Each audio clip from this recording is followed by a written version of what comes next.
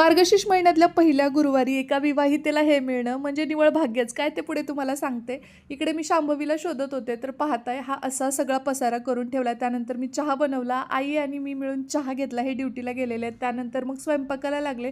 श्रीला टिफिनला शाबू दिलेला कारण की गुरुवारी यांचा उपवास असतो, त्यामुळे शाबू बनवला होता आणि आता मी स्वयंपाक बनवून घेते. मी किचनमध्ये आली आणि माझी लाडकी लेक माझ्या मागे मागे आली नाही असं होतच नाही. मी इथे शिरा बनवायला घेतला आणि त्याच्या वड्या वगैरे पाडून घेतल्या कारण की आज मला पूजेसाठी नैवेद्य म्हणून शिराच बनवायचा होता, तोही साजूक तुपातला. आणि इकडे आता देवासाठीचा प्रसाद बाजूला काढून ठेवला. जरी उपवास असला तरी बाकी सगळ्यांसाठी जेवायला बनवलं आणि आईला ताट वाढून दिलं कारण तिला वेळच्या वेळी गोळ्या घ्यायच्या असतात आणि तिला भाकरी जेवणात लागते.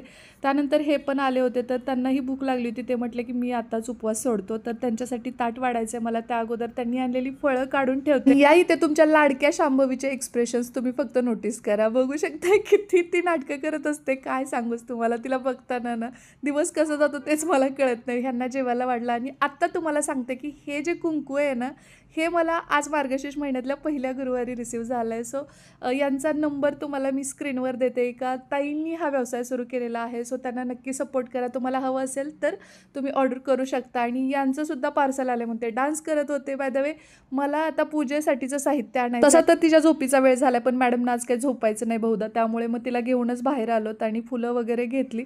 जिथे आम्ही मुखवटे वगैरे बघायला गेलो होतो ना, तर तिथल्या काकींना तिथून येताना अशी बाय बाय करत होती ती आणि त्या खूप खुश झाल्या. काही ठिकाणी ही पूजा सकाळी करतात, आमच्या इकडे सायंकाळी मांडली जाते. मी सुद्धा तेव्हाच करणार आहे. राहिलेलं पूजेचं साहित्य घेतलं. श्रीला घेऊन आम्ही घरी परतलो. याचा पुढचा पार्ट सुद्धा नक्की बघा, खूप भारी.